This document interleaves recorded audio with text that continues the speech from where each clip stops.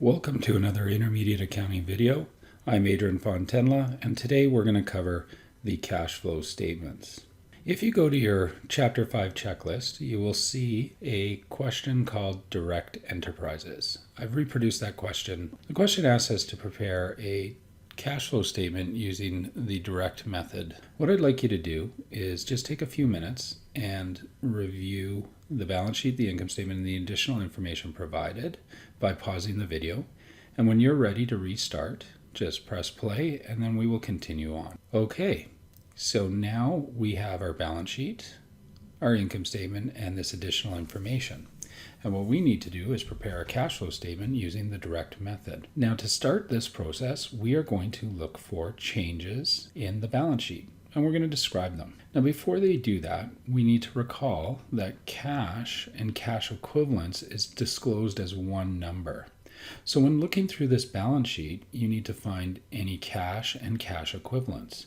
So cash obviously being money in the bank account, money on hand, but then you can also consider things like T-bills, and also you want to be able to include bank overdrafts.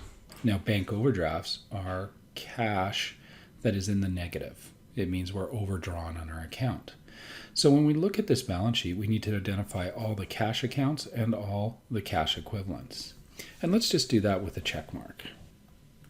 So cash is being reported, and then I scroll down the balance sheet and I notice no other assets, so no T-bills, term deposits, anything like that. And then I get to the liabilities and I see bank overdraft. And we know that a bank overdraft is considered a cash equivalent. So the first thing I'm going to do is I'm going to transfer that $8,000 into the opening balance and show it as a negative, because a bank overdraft is negative cash. If I had other cash equivalents, I would add them to the cash accounts, both in the current year and the prior year. But in this case, we only had the two cash and bank overdraft to deal with. So now I can do the change that's happened between years. So I'm going to start with cash, and cash increased by $33,000. Accounts receivable increased by $8,000.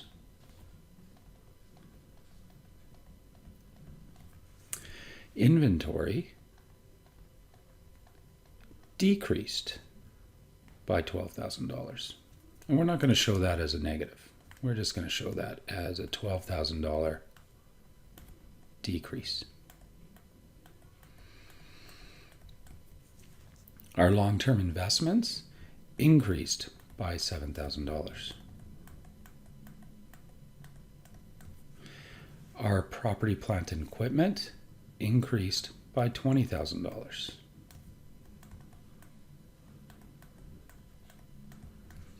Now, our accumulated depreciation also increased by $15,000, but it was a credit balance. Now, going down to the liabilities, you can see that accounts payable increased by $1,000.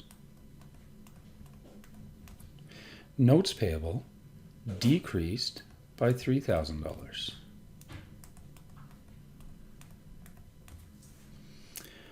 Our common shares increased by $5,000. And our retained earnings increased by $38,000.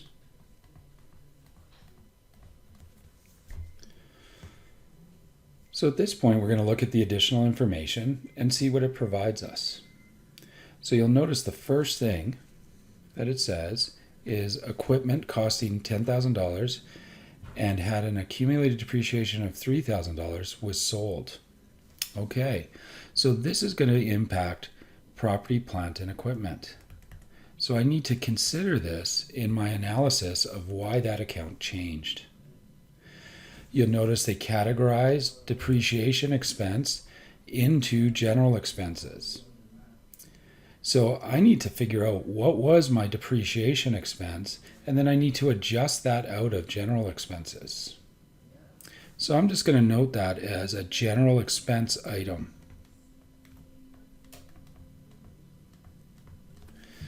It also says there's no disposals of long-term investments.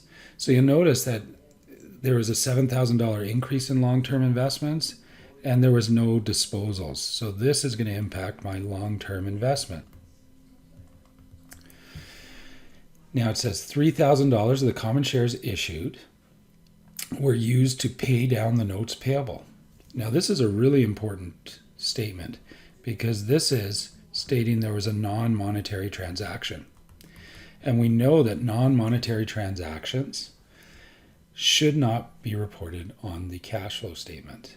So what I'm going to do is I'm going to go to the accounts that were impacted and adjust them.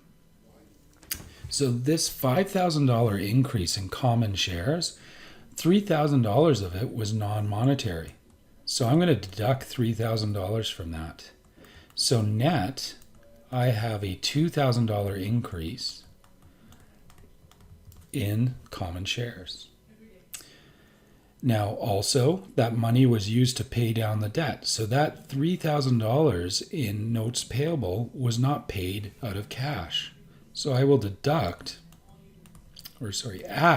those $3,000 against that decrease. So now our change in notes payable is a zero. We had no change in our notes payable related to cash. Now it's important when you're dealing with non-monetary items that your positives and negatives net to zero. And you will notice that the positive and negatives net to zero in this case. Now it also tells you that accounts payable relates to the purchase of inventory. So this is going to be when we're reconciling our operating activities.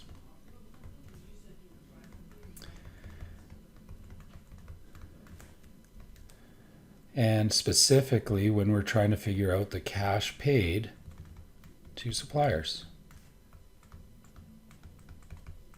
It says the company has adopted ASPE. So we know that this is important because it's going to help us determine how to deal with interest and dividends.